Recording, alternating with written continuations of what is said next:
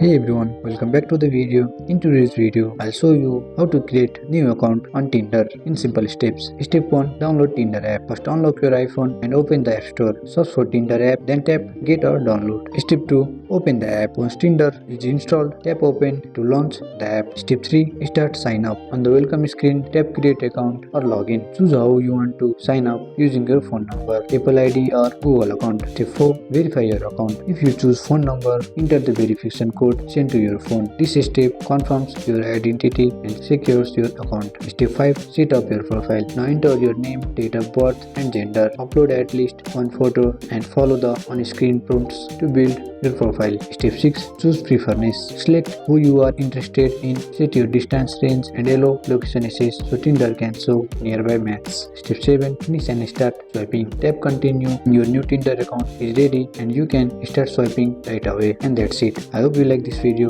If you find this video helpful, drop a like, subscribe to our channel. See you in the next video.